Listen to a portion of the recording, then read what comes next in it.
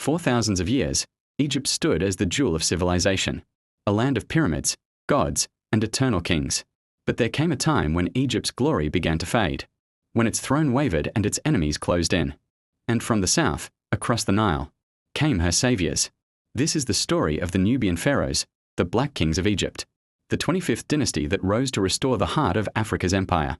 Far to the south of Egypt lay Nubia, the Kingdom of Kush, a land of gold, warriors, and gods. While Egypt built pyramids, Kush watched and learned. Its people spoke of Amun, the great god, and built temples that reached toward heaven. By the time Egypt's power declined, Kush had grown strong, a kingdom proud of its heritage, and ready to rise when destiny called. Their capital, Napata, shone with temples and kings who looked north, not with envy, but with purpose.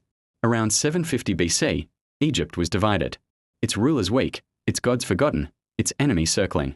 Then came King Piye of Kush, a warrior and a believer in divine order.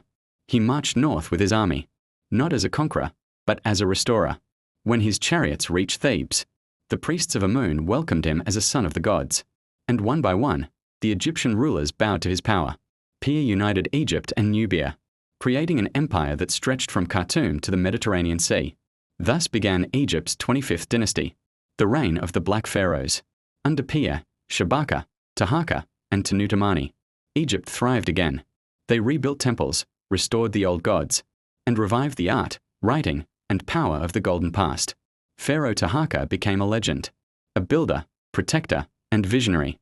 He stood against the mighty Assyrian Empire, defending not just Egypt, but the pride of Africa. From the pyramids of Nubia to the temples of Karnak, their rule shone as a symbol of unity, of Africa rising to reclaim her legacy. But greatness often faces storms. The Assyrians came with iron and fury. Egypt was invaded again, and the Nubian kings were forced to retreat, back to their homeland in Kush. Yet they did not vanish.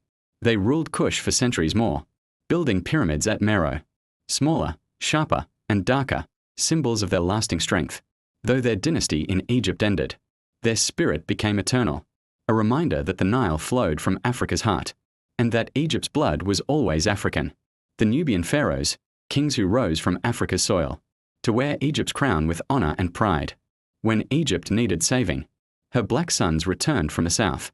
Sparkles subscribed to ancient Africa tales, for more true stories of Africa's empires, heroes, and forgotten glory, where the past still speaks, and Africa's light never fades.